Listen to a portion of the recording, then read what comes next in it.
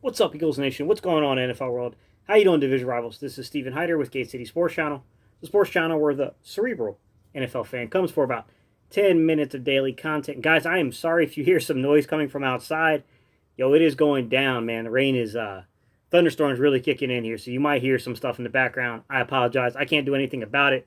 I tried to tell them my employers, you guys, wouldn't give me a day off, so, it is what it is. All right, guys, I want to talk about Patrick Surtain II today, guys. Somehow this guy has gone from when I first started hearing the draft rumors from what I thought was like one of the most overhyped guys in the entire draft. So they were talking about Patrick Surtain being like a top five, player, guy that was going to go in like the first 3 or 4 picks, and I was like, are they taking something they shouldn't be taking? Like, where are they getting this from? To now I'm hearing the guy might fall down past like pick 15 towards pick 20, and I'm like, wow, that's really underrated. This guy's a lot better than that. I don't know how this guy did it to me, but somehow he made me go from thinking he was one of the most overhyped players in the draft to being one of the most underrated players in the draft. It's funny what like 4 to 6 weeks can do to a player's evaluation in the NFL draft. What I will do is I'll start off by telling you this, guys. We all know that he was coached by his father. He played at American Heritage in Florida. What I will tell you that just beyond being coached by his father, he played alongside another five-star corner, Tyson Campbell, who went on to play at Georgia. So he's been a part of a very good tandem for a long time, guys, to be quite honest. Look, we're all familiar. Everybody's familiar with Patrick Surtain. But what I will tell you is this, guys. The criticism I hear most consistently has to do with his foot speed against more dynamic playmakers. But the speed is, to me, a little bit, that's where he's number 3 for me. Okay. And that's what I'm going to tackle in the short amount of time we have here today. I want to tackle some of the things that get specific about what I'm seeing from the film. Okay, because while, yes, he did get beat a couple times for touchdowns on plays of longer than 20 yards, he has given up almost 50% completion rate on plays between 10 and 19 yards, 10 to 20 yards basically. He's like right around that area in terms of giving up almost 50% completion rate. All that is true, but what I will say is this, guys.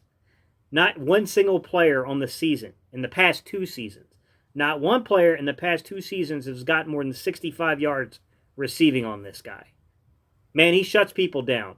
He follows the best, player on a team at times, and Alabama will try to use him to take that player out. Like, there are a lot of positives here, man. And just to reiterate what I'm saying here, not one wide receiver has beaten this guy for more than 65 yards on a season. He's got lockdown quality traits to him. But enough of me talking. Let's get into some film, guys.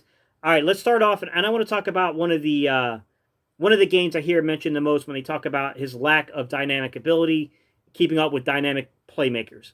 I want to start off by talking about Josh Palmer, Tennessee wide receiver. I thought there was some back and forth between these guys. I thought Palmer won a couple of times.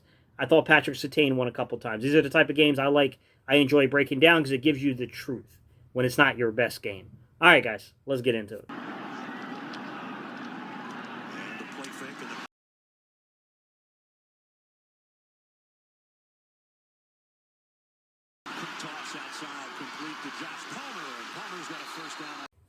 So the first thing I noticed when I started breaking down the film on him is that I think you have to be specific when you talk about where he lacks the dynamic abilities. I think he's fast in a straight line. If you're just running straight down the field, I didn't see that many guys pull away from him. I'll give you some instances later on in the film, but it just wasn't as common as people are making it sound. I thought where he struggled with was at the top of a route stem with receivers that are, somewhat elusive, have really good hips, and can stop on a dime and cut back and come back towards them. I don't think he was able to drive on the ball and get in there to the break balls, but I think that's why he had such a high completion rate on passes of under 10 yards and between 10 and 19 yards. But he did fairly well minus the 2 touchdowns on plays over 20 yards.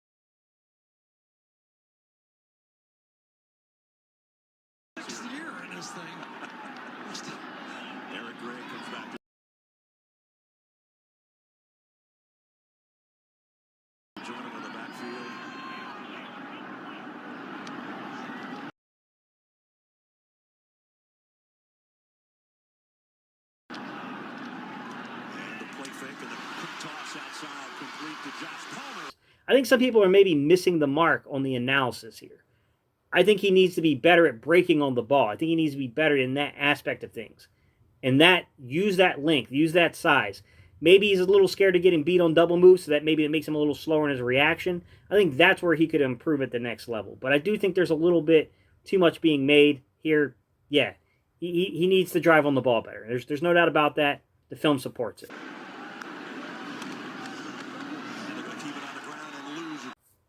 This always drives me crazy with recruits, guys. Simply put, one of his greatest strengths is also considered to be one of his greatest weaknesses. This guy is so fundamentally sound, he's viewed as being one of the highest floor players in the league, meaning he doesn't have that far to fall. You kind of have a good feeling of what he's going to be in the NFL. But because he has that high floor, sometimes it's perceived that he doesn't have a lot of room to grow for a ceiling. And I think that's a little untrue in this particular situation. For, as I just showed you guys in the play leading up to this one, if you really pay attention, look at how he's mirroring receivers, even though that's on a running play. Look at him mirroring the receiver. There's nowhere to go. He's closing in the distance. He has very elite abilities when it comes to mirroring. And I do think sometimes we lose track of that because it's almost an expectation because he's an Alabama football player. But the truth be told, he actually does a very good job of mirroring the receiver. He's just got to be better at breaking on the ball.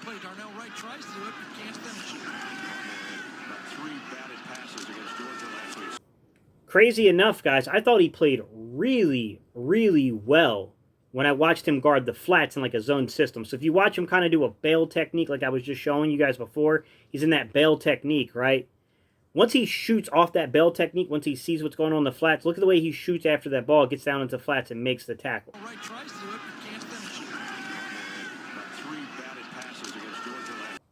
I actually really like him, the physicality he can kind of play with at times, guarding the flats and doing things like that.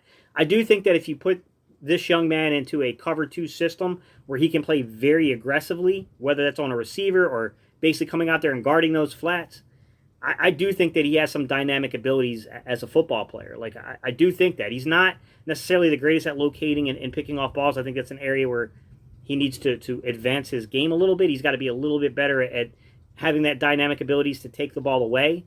But he mirrors really well. I think he definitely plays with a certain sense of physicality to his game. And those things, I lined up on the film. I was happy to see those on the film.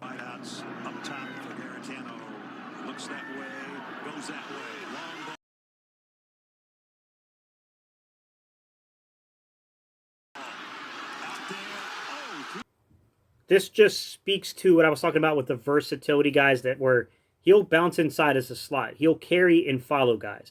I even think that, to be honest with you, just judging and watching the games, he might be better suited to play against more physical receivers and be moved up to the boundary side and less so on the field side. I think he's got the ability to play the slot, the boundary, and the field as a corner. He can play outside or inside, but just a little thing that I kind of noticed here about him. And number 3, you wondered how could they get Gray involved in the game.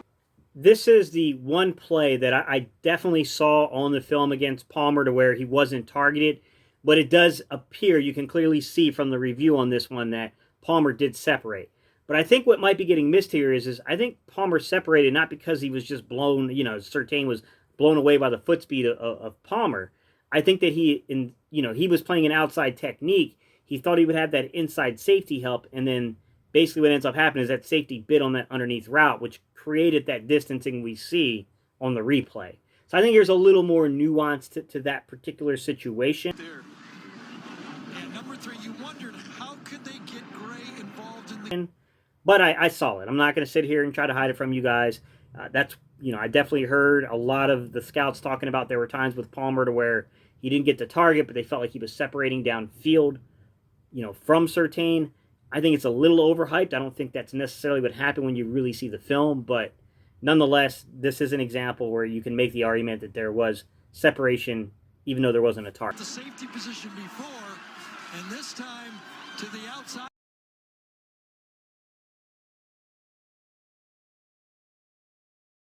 Patrick Surtain.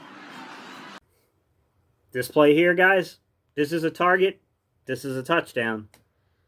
Look, this is bad technique on the part of Surtain. I mean, clapping him up for all the things he does do, and he does play with good technique. He's very consistent. But on this one particular play, he did not squeeze the sideline enough. He left just enough space for them to throw a corner out on him, and they hit on it. This was a really good throw by the quarterback. This was a really, really good route run by the receiver.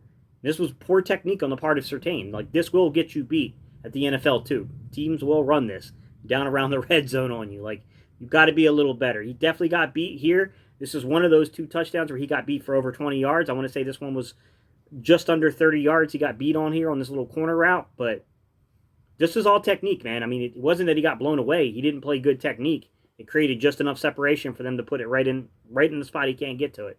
And that's a touchdown. Together here. Open up the second quarter.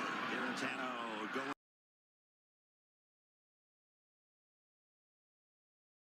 deep sideline. Just broken up. All right, I wanted to end with a little more truthfulness to the situation. Because in truth, they had a hard time getting anything vertical on Surtain in this game. Anytime there was a target, Surtain was in pretty good, position throughout the majority of the game to take it away. And I'll be honest with you, there were times I felt like he dropped some things that probably could have been interceptions. But I also feel like there were times that he honestly made a really good play on the ball. And I'll be honest with you, I thought the receiver did a good job of running the route. I thought the quarterback threw a really good ball. I just think Surtain was better. He just played the ball perfectly. And, sometimes there's nothing you can do. I mean, if a guy's in perfect position and he's got it, he beats you. There's nothing you can do. And I thought Surtain did a good job on a couple of passes to where he got over the top, he played the ball well, and he won the battle. Going into halftime. Can't make a critical mistake.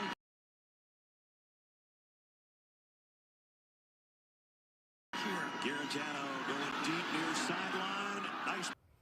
All right, guys, my concluding thoughts when I really think about Patrick Surtain is I think this is a definitely going to be a future lockdown corner in the NFL. I do think he's very good. Now, would have I taken him in the top 5? No, I think that's a stretch. But I do think that he is, being criticized for basically having a high floor at times. And then sometimes I think people are going overboard on the foot speed thing. Like, I'm not saying that, there won't be times he won't need a safety help. I mean, a dude, there's dudes in the league that can put up under 4 threes on you. Like, and that happens, you're going to either need flawless technique, you're going to need a cushion, and it's going to make you susceptible to dump-offs and, and little comeback routes and stuff like that, or you're going to need safety help if you're going to play aggressive. I think he's best suited for aggressive play, to be quite honest. I think if you give him safety help and you let this kid play aggressive, I think he might be able to do something in the league. All right, guys, that's what I think. I want to know, what do you think? Don't forget, if you want to support the channel, you can buy me a cup of coffee. Link is in the description below. Don't forget to like and comment on the video, because that's what tells the algorithm to suggest us to other people.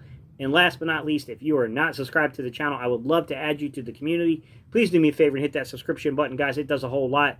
And honestly, we'd love to have you. All right, guys, that's what I got for y'all today.